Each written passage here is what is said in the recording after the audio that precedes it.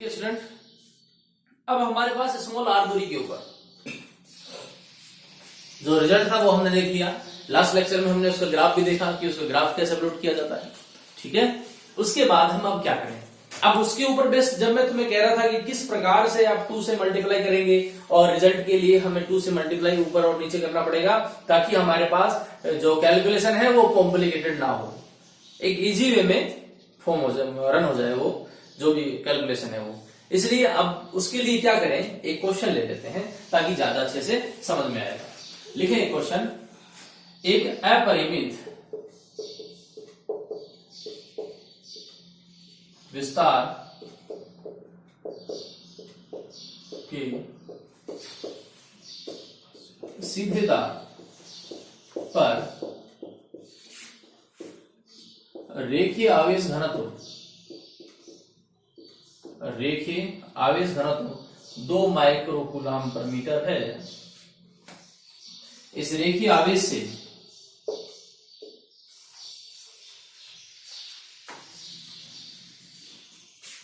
घनत्व 2 माइक्रोकूलम पर मीटर है।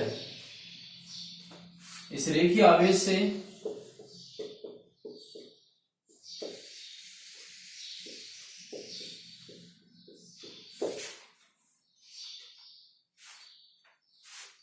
वायु में 20 सेंटीमीटर दूरी पर स्थित बिंदु पर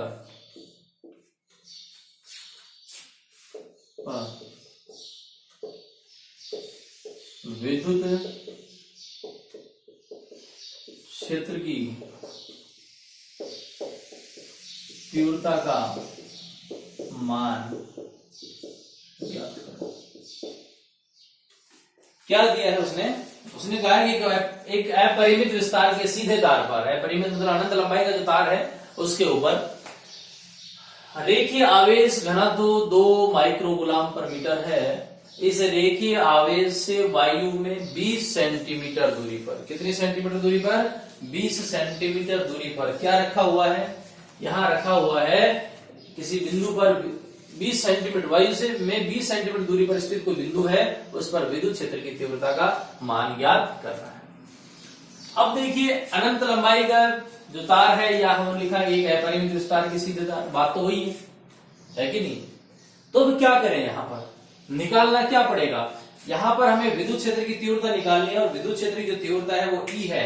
E बराबर, अभी हमारे पास रिजल्ट लास्ट लेक्चर में आया था, कितना आया था, E बराबर lambda upon 2 pi epsilon not r। ऐसा हमारे पास रिजल्ट आया था। जो हमने लास्ट लेक्चर में हमने जो ड्राइव किया था उसमें हमारे पास आया था E बराबर lambda upon 2 pi epsilon not r। अब देखिए यहां पर ऐसा नहीं है कि भी यहां जो r जो मान दे रखा है 20 सेंटीमीटर दूरी दे रखी है, वो जो मान है वो यहां नहीं रख सकते, यहां रखा जा सकता है। कोई किसी प्रकार की कोई प्रॉब्लम नहीं होने वाली है। आप चाहें तो सीधे यहीं पर मान रख के भी कर सकते हैं। ठीक है, आज ट्राई कीजिए इसको, ऐसा रख के भी कर सकते हैं तो आप इसको ट्राई कीजिए। कोई ज्यादा बहुत बड़ी भारी जो कैलकुलेशन है वो नहीं होने वाली है यहाँ पे, लेकिन फिर भी मैं इसको आसानी से, अभी जैसे हमने लास्ट लेक्चर में बात की थी कि 2 से मल्टीप्लाई करेंगे तो क्या फायदे होने वाले हैं, तो वही चीज मैं यहाँ पे करके बता रहा हूं। आप चाहें तो इसी सीधे फॉर्मूले में मान रख के इसको हल करें। तो हमारे पास यहाँ पर E बराबर lambda upon 2 pi epsilon not r हो गया, क्योंकि ये तो हमारे पास इतना तो रिजल्ट आया था। क्या आया था, ये रिजल्ट आया था। अब क्या करें, अब हम इसको 2 से मल्टीप्लाई करें। जब 2 से मल्टीप्लाई करेंगे तो हमारे पास E का मान क्या हो जाएगा, 2 lambda upon 4 pi epsilon not r। बोलो होगा कि नहीं होगा, होगा। तो अगर ये होगा तो मैं इसको ऐसा लिख दूं 1 अपॉन 4 पाई एप्सिलॉन नॉट, ठीक है, 1 अपॉन 4 पाई एप्सिलॉन नॉट, और साथ में क्या हो गया 2 लैम्डा अपॉन r। देखो मैंने इसको क्या किया, इसको सीक्वेंस में जमा लिया, एक ऐसी फॉर्म बना ली ताकि मुझे मान रखने में किसी प्रकार की कोई समस्या ना हो। इस प्रकार से मैंने इसको जमा लिया है। ठीक है, जब इसको हम जमाएंगे तो क्या करें, हम इसको लिखें कि 1/4 पाई एप्सिलॉन नॉट, इसको तो क्या करने क्या कर ले इसको हम लिख सकते हैं कि के। क्या लिख सकते हैं के। देखो अब याद कीजिए, हमने यही तो लिखा था 2k लैम्डा। इसकी जगह लिखा था या नहीं लिखा था ये वाला 2k लैम्डा अपॉन r। समझ में आया? हाँ, यही तो लिखा था हमने पहले भी। इससे लास्ट लेक्चर में हमने ये तो लिखा था 2k लैम्डा अपॉन r, या फिर हमने यहाँ k का मान रख दिया, बात तो वही है। चलिए अब देखें 2k लैम्डा, यानी इसका हम मान रखें, इसका मान सीधा रख दे 9 गुणा 10 की पावर 9। समझ में आया फायदा क्या हुआ? यहां पर 2 से मल्टीप्लाई करने का फायदा ये होता है 9 गुणा 10 की पावर 9।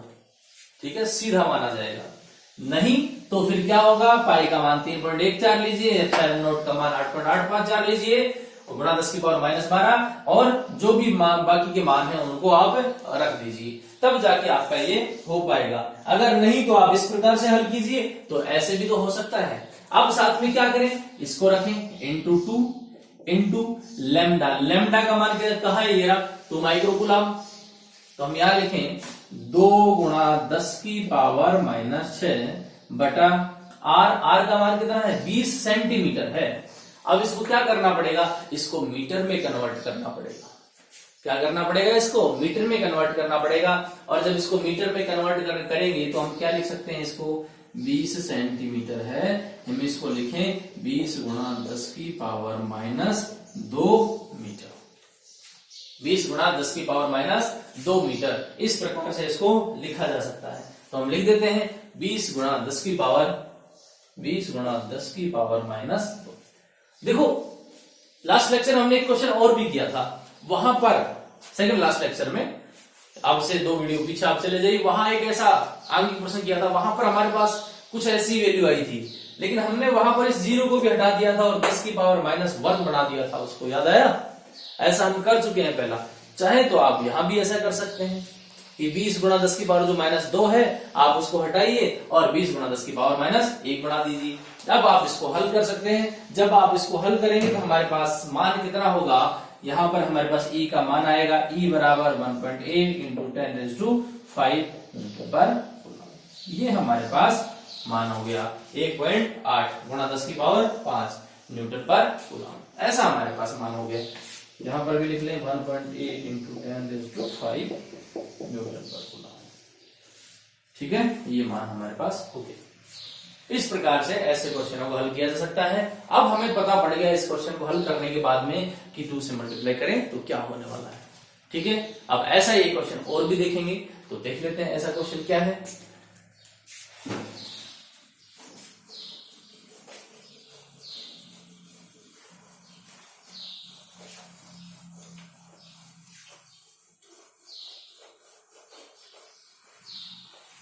अब इससे थोड़ा सा अलग है, हालांकि कोई ऐसा नहीं है कि सर हमने पढ़ाई नहीं है, हम पढ़ चुके हैं उसको, लेकिन थोड़ा सा अलग क्वेश्चन है वो। अलग का मतलब क्या हुआ, अभी आपके सामने आने वाला है, आप देख सकते हैं अलग कैसे है। क्वेश्चन देखिए, एक इलेक्ट्रॉन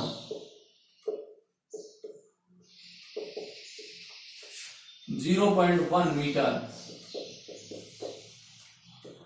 त्रिज्या के वृत्ताकार पथ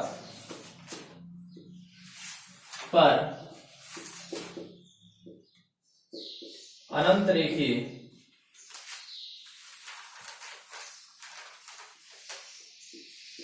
आवेश के चारों ओर चक्कर लगा रहा है। आवेश के चारों ओर चक्कर लगा रहा है। यदि रेखीय आवेश घनत्व, यदि रेखीय आवेश घनत्व 10 की पावर -6 है, कितना है, तो इलेक्ट्रॉन का वेग का मान, तो इलेक्ट्रॉन के वेग का मान ज्ञात करो। मान ज्ञात करो। जबकि हमें क्वेश्चन में कुछ इंफॉर्मेशन भी गिवन है कि ME बराबर 9.0 इंटू 10⁻⁻31 किलोग्राम और साथ में हमें एक E का मान भी दिया हुआ है 1.6 इंटू 10⁻19 किलोग्राम। हमारे पास ऐसी इंफॉर्मेशन दे रखी है उसमें, ठीक है। अब आप देखें यहां पर हमारे पास क्या क्या इंफॉर्मेशन होता है कि जो इलेक्ट्रॉन है वो 0.1 त्रिज्या के वृत्ताकार पथ पर घूम रहा है, अनंत रेखीय आवेश के चारों ओर चक्कर लगा रहा है। उसकी त्रिज्या कितनी है? उसकी त्रिज्या उसने दी है 0.1 मीटर। त्रिज्या कितनी दी है? 0.1 मीटर। त्रिज्या के वृत्ताकार पथ पर अनंत रेखीय आवेश के चारों ओर चक्कर लगा रहा है। यदि रेखीय आवेश घनत्व इतना है तो इलेक्ट्रॉन का वेग ज्ञात कीजिए, वेग का मान ज्ञात कीजिए, मतलब v कैलकुलेट करने के लिए बोला है उसने। और उसके साथ में हमें क्या दे रखा है? me मतलब मास ऑफ इलेक्ट्रॉन, और साथ में दिया हुआ है इलेक्ट्रॉन E बराबर, यानी इलेक्ट्रॉन पर जो आवेश होता है वो तो हमें पता ही है, हम तो पहले चैप्टर में पढ़ चुके हैं ये चीज कि E बराबर 1.6 गुणा 10⁻⁻19 होता है, और साथ में me कितना होता है? 9.0 गुणा 10⁻31। याद कीजिए आवेश वाले चैप्टर, आवेश का जो टॉपिक चल रहा था वहां पर मैंने आपको बताया था mass of electron, mass of proton, charge of electron, charge of proton, ये सारी चीजें मैं बता चुका हूं आपको। तो आपको ये याद होंगी, नहीं याद है तो भी ये क्वेश्चन में दी हुई है। और ज्यादा फायदे की बात बता रहा हूं, अगर याद नहीं है, हर क्वेश्चन में ये चीजें नहीं दी हुई होती हैं, इसलिए आप उनको याद कर लें। क्या? Mass of electron, mass of proton, charge of electron, charge of proton, इसके अलावा एप्सिलॉन नॉट का मान भी आप याद रखें। ये सारी चीजें आपको बार बार काम में आती है। अब क्या करना है कि इलेक्ट्रॉन पर रेखीय आवेश के कारण जो बल कितना लग रहा है वो निकालना है पहले तो हमें। किसके ऊपर? इलेक्ट्रॉन पर रेखीय आवेश के कारण जो बल लगता है वो। तो क्या लिखें? इलेक्ट्रॉन पर रेखीय आवेश के कारण लगने वाला बल, यहां पर ये जो लगने वाला बल है ये कौन सा बल होगा? ये विद्युत बल तो है। कौन सा बल है ये? विद्युत बल। आप लिख लें यहां कोष्टक में विद्युत बल, ठीक है, विद्युत बल। अब विद्युत बल होता क्या है? ये लगने वाला जो बल, विद्युत क्षेत्र के अंदर जो बल लगता है वो कितना होता है? F बराबर, याद कीजिए, F बराबर QE। देखो कहीं पर हम माइनस क्यू ले रहे थे, कहीं पर प्लस क्यू ले रहे थे, तो यहां पर F बराबर कितना है? हमारे पास क्या है? QE। यानी ये हमारे पास फॉर्मूला रहेगा कि लगने वाला बल F बराबर QE, ठीक है। अब ये F बराबर QE है, तो यहां पर Q क्या है? यहां पर Q क्या? E, तो ऐसा तो लिख सकते हैं इसको, हमारे पास ये इलेक्ट्रॉन के लिए तो है, हम क्या लिखें इसको? E, स्मॉल e और कैपिटल E लिखा जा सकता है इसको। यहां पर ये जो Q क्या है? Q है हमारे पास आवेश, और आवेश कौन से वाला है? इलेक्ट्रॉन तो है।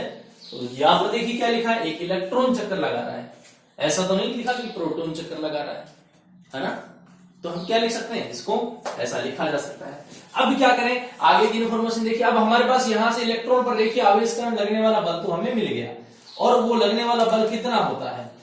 अब यहां से हमें पता पड़ा कि अगर इस प्रकार से कोई चक्कर लगा रहा है, रेखीय आवेश घनत्व है, उसके लिए हम पहले चैप्टर में पढ़ चुके हैं कि वहां पर जो उसके लिए विद्युत क्षेत्र होता है, विद्युत क्षेत्र के ऊपर लगने वाला बल बराबर QE। वहां पर यदि E का मान देखा जाए तो हमारे पास कुछ मान आया था λ/2πε0r, ऐसा हमारे पास मान आया था 2πε0r। अब यहां पर अगर देखें तो इसी चीज को हम क्या लिख सकते हैं? इसको लिख सकते हैं 1/4πε0। हम क्या करें? इसको 2 से मल्टीप्लाई करके लिख दें 1/4πε0 टू E λ/r। तो लिख दें इसको 1/4πε0 टू E λ/r, ऐसा लिखा जा सकता है। 2E λ/r ऐसा लिख सकते हैं। क्यों लिख सकते हैं? क्योंकि हम इसको 2 से मल्टीप्लाई कर चुके हैं, ठीक है। इस प्रकार से इसको लिखा जा सकता है। अब ये तो हमारे पास लगने वाले बल के लिए हमारे पास कंपोनेंट आया F बराबर QE। यहाँ पर QE को क्या लिख सकते हैं? और इसी को क्या लिख सकते हैं? 1/4πε0 टू E λ/r, ऐसा हम मान लिख सकते हैं। अब क्या करें? अब हम मेन मुद्दे पर आ जाते हैं। अब आप देखिए, जब वो उसके चारों ओर घूम रहा है तो वहां पर उसको घूमने के लिए आवश्यक अभिकेंद्रीय बल की आवश्यकता होगी कि नहीं होगी? याद कीजिए 11वीं क्लास में हम आवश्यक अभिकेंद्रीय बल पढ़ चुके हैं। जब कोई भी कण जो था एक वृत्ताकार पथ में गति कर रहा था तो केंद्र से उसे एक बल लगता था, एक बल मिलता था, आवश्यक अभिकेंद्रीय बल। याद कीजिए, लगता था नहीं लगता था, वहां पर हम पढ़ चुके हैं। अरे याद कीजिए MVR वगैरह, ऐसा नहीं पढ़ा कहीं पर, ठीक है, ऐसा पढ़े हैं अभिकेंद्रीय बल के बारे में। तो यहां पर भी देखिए कि जो एक इलेक्ट्रॉन जो है इतना त्रिज्या के वृत्ताकार पथ में, मान लीजिए इस प्रकार से एक वृत्ताकार पथ में चक्कर लगा रहा है, तो यहां पर उसको नाभिक की ओर एक बल लगेगा, लगेगा कि नहीं लगेगा, ये तो श्योर है। तो ये जो बल है तो इलेक्ट्रॉन को कौन करेगा, ये जो बल आवश्यक अभिकेंद्रीय बल इलेक्ट्रॉन को, आवश्यक अभिकेंद्रीय जो बल है वो इलेक्ट्रॉन को घूमने के लिए बल प्रदान करता है, तभी तो वो जाके उसमें चक्कर लगाएगा। अगर मान लो वो नहीं लगे तो फिर क्या होगा, गिर जाएगा वो। और यही तो चीज, ये जो बल है यानी ये जो विद्युत बल है, यहां पर कौन सा बल काम में आएगा, ये विद्युत बल। और ये विद्युत बल ही क्या करेंगे, वहां पर आवश्यक अभिकेंद्रीय बल के रूप में कार्य करेगा, जो उसके घूमने के लिए आवश्यक होगा। ठीक है, कौन से वाला, ये F बराबर QE वाला, यानी F बराबर QE, यानी इसका मान रहेगा वास्तव में 1/4πε0 2E लैम्डा अपॉन R, इतना मान हमारे पास रहेगा। चलिए अब आगे देख लेते हैं क्या करना है। तो मैं इसको मिटा देता हूं, इंफॉर्मेशन पता चली हुई है क्या है, देखें एक लाइन नीचे आ जाएगी। यह बल, इसके लिए लिखें, यह बल इलेक्ट्रॉन को आवश्यक अभिकेंद्रीय बल प्रदान करता है, आवश्यक अभिकेंद्रीय बल प्रदान करता है, जो किसके लिए आवश्यक है, उसको वहां पर रोटेट होने के लिए आवश्यक है, वहां पर चक्कर लगाने के लिए उसको आवश्यक है, ये बल उसको आवश्यक अभिकेंद्रीय बल प्रदान करेगा। जब आवश्यक अभिकेंद्रीय बल प्रदान करेगा तो हमारे पास यहाँ पर क्या होगा, mv²/r, यही तो होगा हमारे पास, क्या होगा mv²/r। यहाँ पर mv², ये m क्या है, me लिख दूं इसको, ज्यादा अच्छे समझ में आएगा, mev²/r यानी मास ऑफ इलेक्ट्रॉन, और v²/r, और साथ में क्या रहेगा, इसके इक्विवेलेंट जो ये बराबर मिलेगा, क्या मिला था 2E लैम्डा अपॉन 4πε0r, ऐसा हमें मान मिलेगा आवश्यक अभिकेंद्रीय बल के कारण। ठीक है, अब यहां से जो भी मान है उनको और कैलकुलेट कर लेते हैं, इनकी जो वैल्यू है वो रख देते हैं, कितनी कितनी वैल्यू। यहां से सबसे पहले हम बात करें v के मान की बात करें कि हमें निकालना क्या है, यहाँ v निकालते हैं। तो मान रखने से पहले इस जो फॉर्मूला हमने लिखा है इसी को मॉडिफाई कर लेते हैं, इसका एक्चुअल मान हम निकाल लेते हैं। ठीक है, यानी हम v² का मान निकाल लेते हैं। जब हम v² का मान निकालेंगे तो क्या लिख सकते हैं, हमारे पास यहां पर हो जाएगा v² को यहां पर ले आएंगे तो जो भी मान है आप पक्षांतरण करके सारे मानों को एक जगह इकट्ठा कर देंगे, और जब सारे मानों को एक जगह इकट्ठा करेंगे तो हमारे पास क्या हो जाएगा 2E लैम्डा अपॉन 4πε0 me, हमारे पास क्या हो जाएगा 2E लैम्डा अपॉन 4πε0, और साथ में क्या रहेगा m, ये रहेगा 2E लैम्डा अपॉन 4πε0, और साथ में क्या रहेगा me। आप कहेंगे ये समझ में आ गया होगा, ये तो चला गया। अच्छा, अब हमें तो क्या निकालना, v निकालना है, तो v निकालने के लिए क्या करेंगे, इसके ऊपर अंडर रूट लगा दें। क्या करें, इसके ऊपर अंडर रूट लगाएं, देख लें।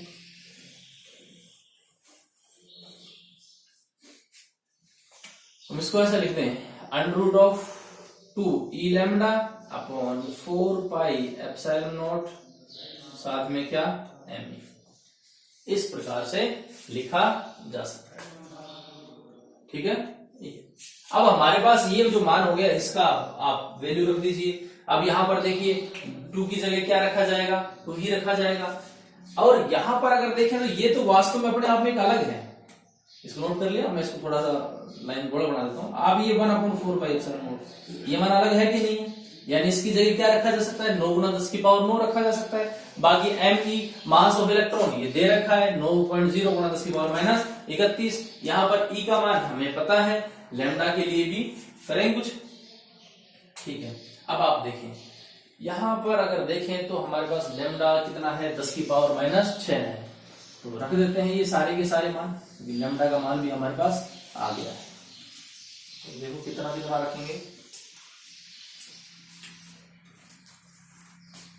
यहां पर रखें अंडर रूट में 2 गुणा 1/4 या हम पहले लिख लें 9 गुणा 10 की पावर 9 इंटू 2 इंटू 1.6 गुणा 10 की पावर -19 इंटू 10 की power -6 upon ME mass of electron कितना है 9.0 गुणा 10 की पावर -31। अब आप सारे के सारे एक बार मान जो है अपनी कॉपी में से चेक कर लीजिए, क्या सारे मान सही रखे हैं या नहीं रखे। अब हमने क्या किया, यहां पर जो हमारे पास था 2 की जगह हमने 2 रख दिया, लेकिन हमने इसको क्या किया पहले, यानी 1/4 पाई एप्सिलॉन नॉट को भी बाहर लिया। तो ये अलग करके इसको क्या रख दिया, इसकी जगह 9 गुणा 10 की पावर 9 रख दिया। साथ में क्या रहेगा 2 रहेगा, और जो E का मान है इसका वो कितना होता है 1.6 गुणा 10 की पावर -19 होता है। इसके अलावा जो लैम्डा है, लैम्डा का मान कितना दिया हुआ है आप देखें वहां पर कोने में लिखा हुआ है 10 की पावर -6 ऐसा लिखा हुआ है। और अब बचा कौन, ये तो यहां से 4 पाई एप्सिलॉन नॉट तो चला गया, यहां से कौन बचा Me बचा, और मास ऑफ इलेक्ट्रॉन कितना है 9.0 गुणा 10 की पावर -31 किलोग्राम है ऐसा। अब क्या करें, इसको सोल्व कर लें। तो जब आप इसको सोल्व करेंगे तो हमारे पास किसका मान आएगा, V का मान आएगा। आप इसको हल करें, और जब आप इसको हल करेंगे तो देखिए कुछ यहां पर फिर वही बात होनी है कि यहां पर 10 की पावर -31 है, ऊपर भी देखें कितनी है 9 है 19 है और -6 है, यहाँ 10 की पावर -31 है नीचे की तरफ। क्या करें, नीचे वाली पावर को ऊपर ले जाएं। जब आप इसको हल करेंगे तो हमारे पास कितना होगा,